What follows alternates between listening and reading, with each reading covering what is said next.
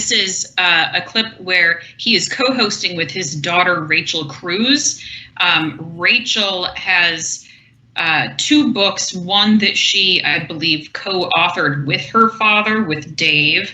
Okay. And just like basically all the other Ramsey personalities, they all give exactly the same advice and the same opinions, which are the ones that were laid out originally by Dave Ramsey in one of his books. So you will not hear different advice from any Ramsey personality. There's definitely not going to be a back and forth of, well, what about this strategy or what about that strategy? They're all 100% aligned to what they consider to be their path. Okay, well, hang on real quick. I also wanted to point out real quick the what was it? So I don't know if you remember. I don't know if you've heard the term. Was it mise en abîme? It's French. It means into the abyss. It's like a theater. It's like a theater term, or an art term. It like refers to like when you have a painting within a painting, or a book within a book, or a play within a play, right? And the idea is that it's supposed to reflect on itself, right? Some truth, right? Typically, when you see it in theater, it refers to a scene where you have 2 characters that are the same, almost the same person, right? The exact same personality and everything, and you put them in a scene together. So everything this guy hates about this guy he's equally guilty of, and vice versa, right? It's like putting 2 mirrors facing each other where they just reflect each other smaller and smaller down into infinity, right? Into the abyss, right? Mm-hmm. This is why I picked this clip, is because here's Dave Ramsey, financial expert, and he's criticizing a guy for giving bad financial advice on, what is it, Instagram, I think? Right. Yeah, Instagram. And yet nobody in this clip we're going to see, the guy and his daughter, the guy's doing a financial thing with his daughter. He doesn't seem to get it. His daughter kind of seems confused. And then he clips to Dave and his daughter, and they do the exact same thing. So it's literally like mirrors looking at each other, and they don't, and Dave never fucking figures it out. It's hilarious. Do you have anything else you wanted to add to that? Or? Oh, no, I say let's go to the clip and see how this pans out. Let's dive in. So you sent me this silly thing this morning, and I watched it, and it's just like, oh my God, these people. Okay. So what is this from? Okay, so that's Rachel, right? There's a thing called Instagram, if you're unaware, and it's my social media of choice. I don't really do Twitter. I don't really do Facebook. I do love Instagram. I look at Instagram. Okay, so I'm in my stuff. So people will send me clips that are on Instagram, from like funny stuff to even their own journeys, all of it. And I see a lot of it because I do try to go through it. So this one clip has been sent to me, I'm not kidding, probably 10 times from 10 random people all over the world that are just like, can you believe this guy? Can you this? And I kept seeing it come up, and so I clicked on it. I was like, oh man, everyone, it's terrible advice. I think it came originally, maybe it was a TikTok video, but it's an Instagram reel of how he saw it. It looks like a TikTok video. And because everyone's a financial expert on social media today, right? And with investing, they all know what they're... That is pot kettle right there, Rachel. Right. Everybody's a financial expert on Instagram. So I'm curious about her educational background. I don't know what it is, and I'm wondering if she has some sort of a degree in finance or... I actually looked it up. She's got a degree in communications. Oh. Business communications. Okay, now I'm also going to say it. I also don't have a degree in finance. So no, but I don't know that you really have to have. No, but you're a financial coach. You took training. I'm a financial coach, and I worked in banking, and I have a certification to prepare taxes and a number of things like that. And I'm wondering if she has anything behind her that makes her a financial expert or have financial training or. Oh, she's Dave's daughter. That's her talent. That's her skill in life. A genetic certification of sorts that happens, right? Right. Well, I've got another big reveal coming up. I'll show you when we get to it, because she almost gives away the game later in this video, and it's pretty funny. No. Oh yeah. Okay. Oh All yeah. right. See it. So I want to get into this real quick. We're gonna do and how you make money quick and all this stuff. You gotta do all this stuff. So anyway, so here's a video. It's a father-daughter, which you'll see. Just And makes I my just hair thought, curl. well, here's a father-daughter, and I don't want to harp on them. Yes, I want to harp on the yes, I situation. do. I know you do. Okay, let's play the Instagram reel. What's behind? Oh, well, never This mind. is my daughter, Maddie. We're at a car dealership right now, and she's about to buy her first car. Tell me how you're buying your first car. This morning, I went to the bank. I got my first car loan. I qualified for $15,000, At what interest rate? 3.5%. With the money that I have saved up, I have $7,000 in cash. I'm going to invest that into an Airbnb property and get 14% interest back, so that way I can use that money to pay off my car loan. So basically, kind of get a car for free. Wait, Maddie, can you explain that one more time a little more simply? So it cost me 3 cents to borrow $1 from the bank, and then I go and take that dollar, not my dollar, and I give it to someone for 14 cents. And then so 14 minus 3, 11, so I keep the difference in the middle. Wait, what's that called? Arbitrage. Boom! You buy assets that then cash flow and pay for your stuff. They look so pissed when it final comes out. But so the Airbnb thing. So the way that works is you can't buy a property for $7,000. It's just not feasible. So what they do is this: is you can invest in a specific property, and they'll give you an ownership percentage of the property, right? So she has 7,000. Let's say the property's worth 70,000 and make it easy. 7,000 of 70 is 10%. She'd give them their 7 to invest. She'd be a 10% owner, right? Of the property. So whatever the money property made would grow on her investment in the Airbnb. But it's a little bit like buying a stock with a dividend, right? So, you know, so that's kind of one of the issues that we're dealing with there. The main thing here is there are a 3 concepts that are going on that that he gets all mixed up. And it will just go over real quick. The first The Instagram dad. Let's clarify. The Instagram dad well, is mixing up concepts because we've got multiple characters in play in this. Right. Well, he's mixing them up. Dave Ramsey doesn't understand him at all. Neither one of these guys really gets him.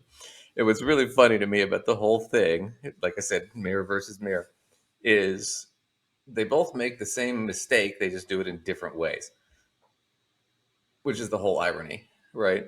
So the first thing that nobody in this clip understands is that this is not arbitrage, and they don't understand how a car loan works.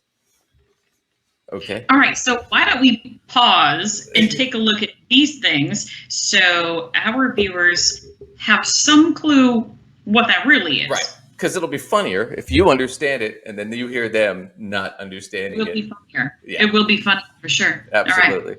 So a car loan works like this. Pretty much all car loans in the United States are 72 months. So they're 6 years.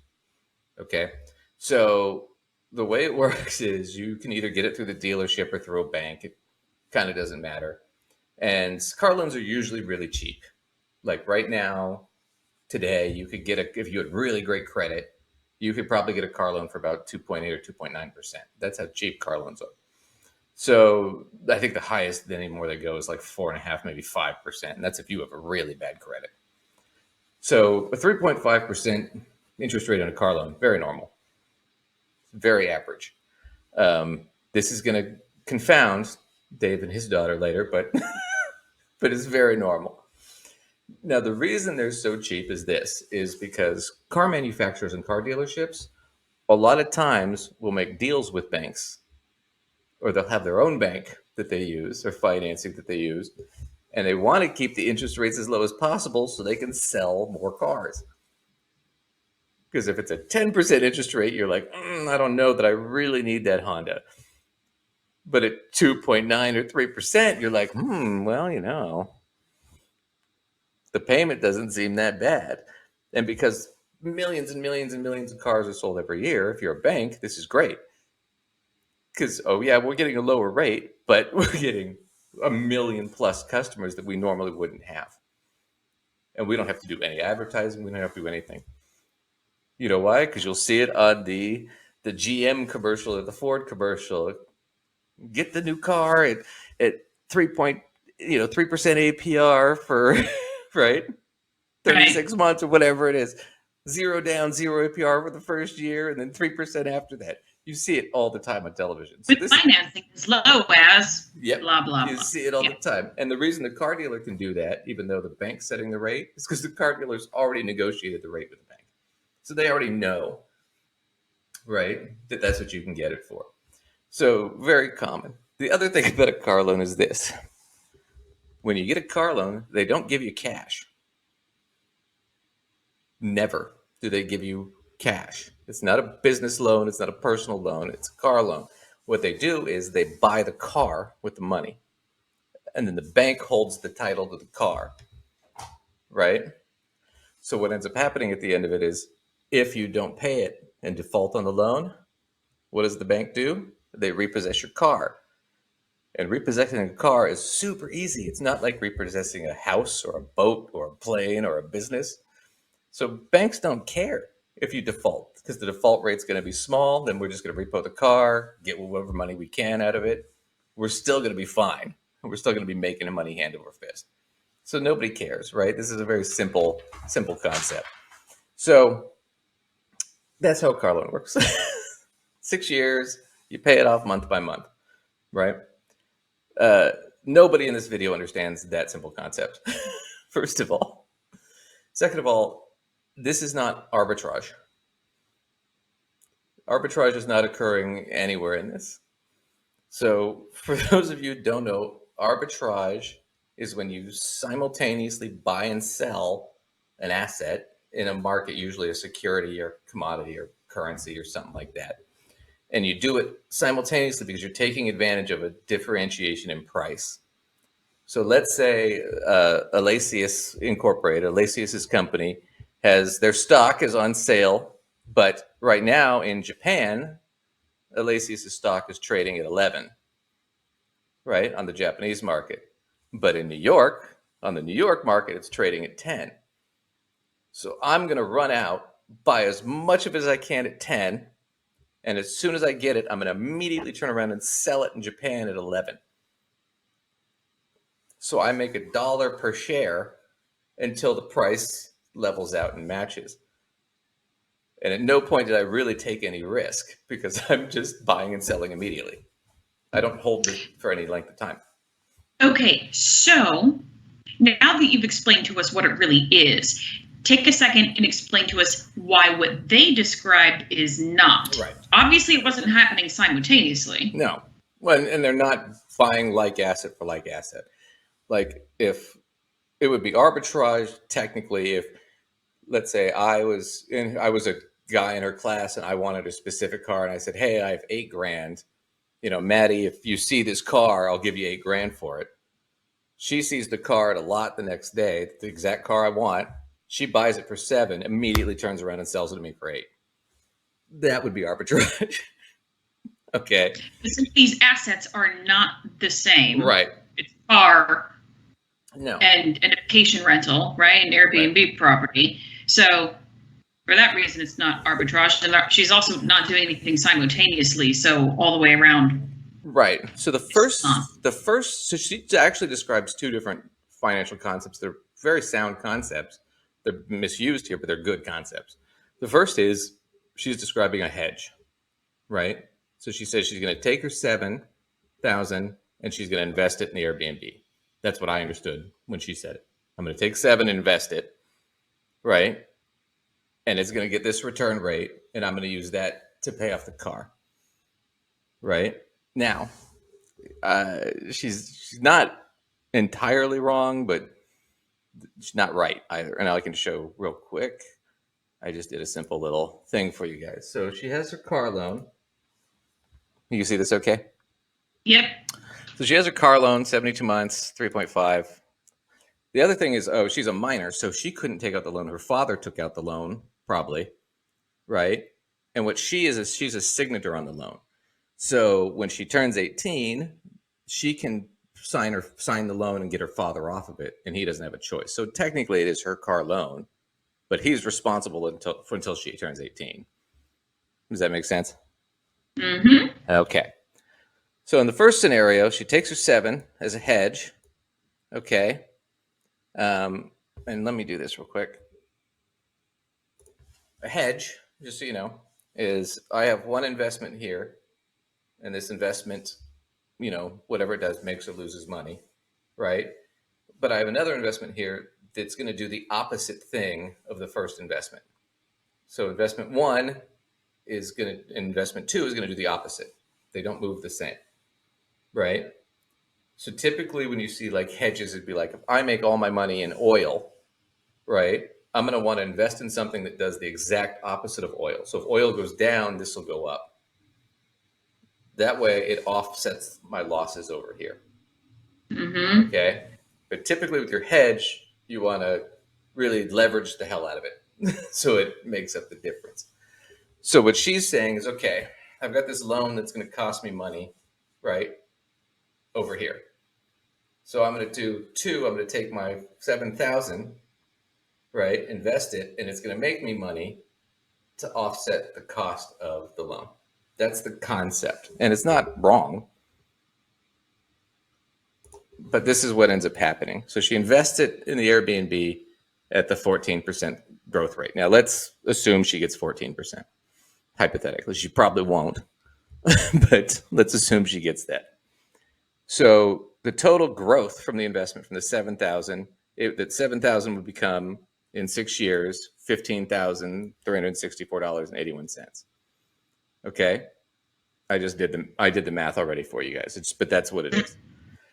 The investment growth, because she put 7 in, right? So 7,000 of this 15 was her money to begin with. So she made $8,364. Okay, so that's what she did with the hedge on the one hand.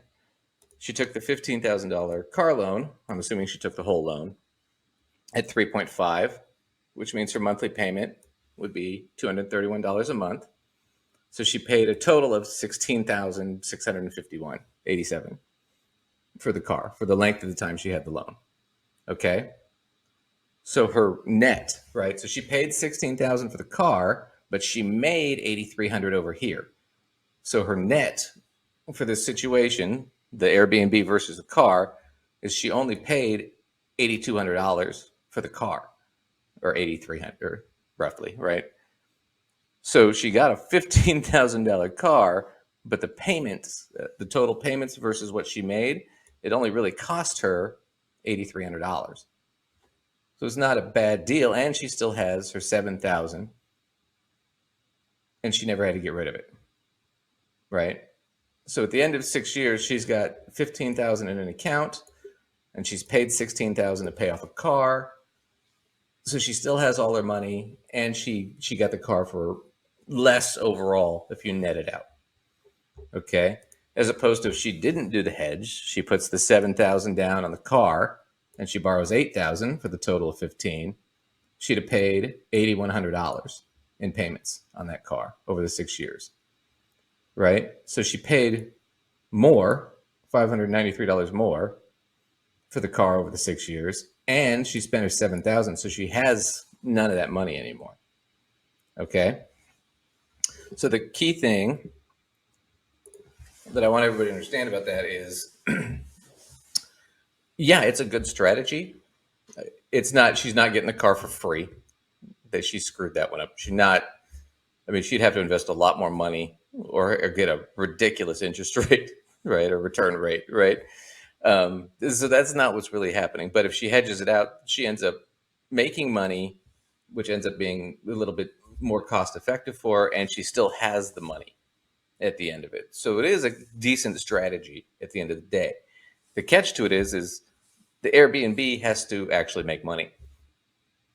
If it doesn't, then it might end up costing her a little bit more. In all likelihood, what would happen is, like, worst case, they can't rent the place out or something, and they sell it for whatever equity, and she only makes, a few $100 or something. That would probably be the worst case that would happen. Best case is she probably make the 14%. More likely, she probably gets 6 or 7 or 8 or something like that. Right. But still, she's keeps the money and she's making money on it while paying off the car. Right. It wouldn't necessarily be cheaper than the down payment, but she'd always have her cash. So that's kind of what the father's trying to impugn here is, like he puts at the end, you invest it into things that cash flow so you can make money. So that's kind of the idea, is get your money to work for you as opposed to working against you. So if you're going to take the loan out, you should at least invest in something that's helping you at the same time, so you're not just bleeding money. So he's not wrong entirely on that. He's just wrong about how it all works, right? Then, of course, she doubles down and screws it up, and she does a hedge, which is not a hedge, but she does leverage, which is a whole different concept. And the thing that screws, so she's saying, I'm borrowing the 15, then I'm going to take that dollar and invest it in the B&B. And that's how she describes it. The problem with that is, one, it's a car loan. They're not going to give it to her in cash. So it's not going to be physically her dollar ever.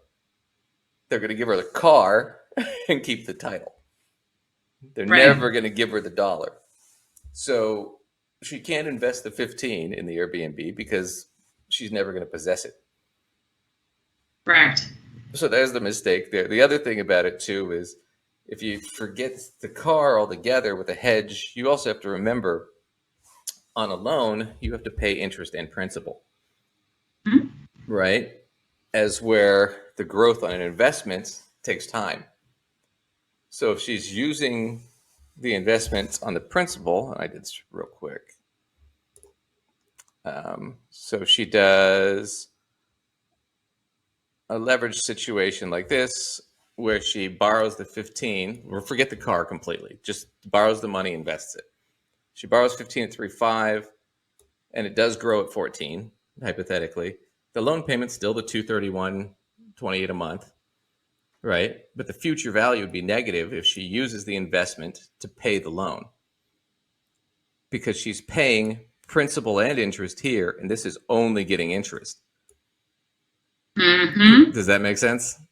Absolutely. Okay. As where if she pays the loan out of her own pocket, she'd have paid the same $60,651 in loan payments, but the investment would have grown had she not touched it at all to 34.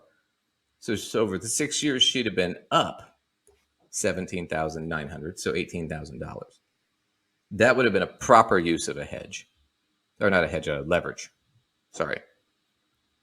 So leverage is one of those things where, and this is where, like, you'll see neither side really understands it. It's done all the time, right? So like you get a student loan, that's leverage, right? I'm investing money I don't have. Somebody else is lending me the money so I can pay for college, and I'm going to get an education. And with that education, I get a job that pays more money, right? And since the average college grad with a bachelor's degree makes over $1 million more than a high school graduate, if I end up paying $50,000 in student loans, but I make $1 million more over my lifetime, that was the investment trade-off, right? It's the same thing when you buy a house. I don't have the money, but I buy the house so I can get equity as opposed to paying rent where that money's just gone, right? Same thing as when I start a business. I borrow the money to start a business. That'll make money. That's leverage. Everybody does it all the time. And when banks loan you money, even the car company or the bank giving her the car loan, that bank borrowed the money at a lower interest rate from another bank in order to loan her that money at that interest rate. So that bank had leveraged their position. So this is very, very common. People do it all the time. And this is a great way to make money when you don't really have money, because you either have to get investors to give you the money or you got to get somebody to loan you the cash, because you need money to make money. And that's just a reality. So True. The general concept the daughter got. He wasn't entirely wrong. The problem is the way they did it, it's not how it works. Right? She doesn't get 11 cents a year because she still has to pay down the principal in that loan. Right. Right. So they missed a big part of the equation. Now, the reason we went through all this is kind of, now you're going to watch Dave Ramsey equally fuck it up. I mean, that sounds like the better part of this whole thing. Yeah, but now you Got a know. lot. Watch the financial expert. Not know how it works. Understand what he's talking about. Yeah. But he really likes the word. Oh yeah, yeah. But watch them; they'll get totally confused about how all this works anyway. I mean, he's so proud. Well, I Okay, mean, and he's I so don't- slimy. There's a few things. You need to take a shower after watching that. Oh guy. my gosh. It just drips in arrogance. Well, there's a lot of things about this. Number one, I really don't feel like you can get an interest rate. I don't think you can get a loan. How old was she then? She's 15. She cannot get a bank loan. No, so he co-signs, which Yes, probably helped yes. get a lower. Okay, we explained this. He didn't co-sign; he signed, and she's a signature. It'll be her loan at 18. Plus, that is a normal rate for a car, so they don't even understand that. But you got to remember, Dave Ramsey's worth $200 million. And also, within the Ramsey system, they would not be proponents of anyone getting an auto loan. So I'm not surprised that they have no idea what an actual auto loan rate would be, because they would tell any of their viewers simply not to get one. Well, right. Well, and furthermore, he's worth hundreds of millions. He probably hasn't seen an auto loan in 35 or 40 years. She's never seen one. Dad's always probably just bought her the car. So, yeah, they have no idea how any of this works. So we'll get back in. Interest rate. And then Yes. what I don't understand is the $11,000 in an Airbnb property. You can't buy an Or Airbnb $7,000 property for $11,000 Yes, either. You that's could what I was invest like, in I it don't- with a bunch of partners into an Airbnb property, and But that's what she would- assuming the Airbnb property stays rented and the local city council doesn't pass a law against Airbnbs, in which case your little butt would be broke at 15 years old because your father's a moron. So Dave Ramsey being as charming as always. Yeah, he's being super charming. You know, in all fairness, though, I did not know that Airbnb did this whole like fractional ownership sort of investment system they had. Well, sure. Either. So I I'm not looked. surprised I didn't know that. I didn't know that either until I looked it up, and it took Right. me about I have a master's in finance and an executive certificate in financial planning. I know how to look all this shit up pretty quick.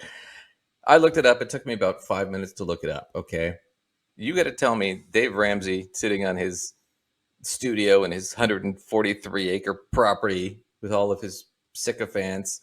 He's got to have writers and producers and financial guys working there. And yet nobody can be bothered to look up how a car loan works or how an Airbnb works. Nobody had 20 minutes to spare. So Dave wouldn't look stupid on his freaking radio show. Is that just me or?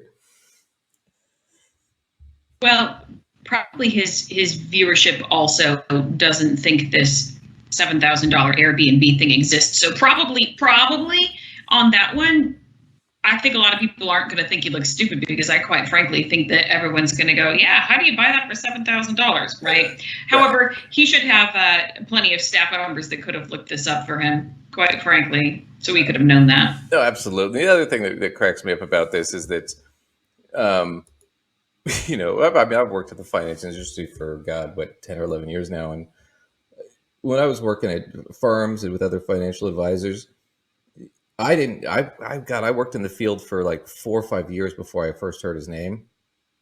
And, it's not like financial professionals are going, oh yeah, Dave Ramsey knows what he's talking about. Oh yeah, did you hear Dave Ramsey? No, nobody talks about him. He's just, he's in the financial industry. He's kind of a clown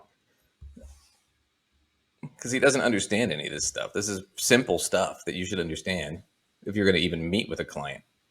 Well, especially as somebody who apparently has a degree in finance. Yeah. That's what he says on the air, is that his degree is in finance. I think it's in real estate finance or something like that. But, you know, he got his degree, in like the 80s, early 80s. So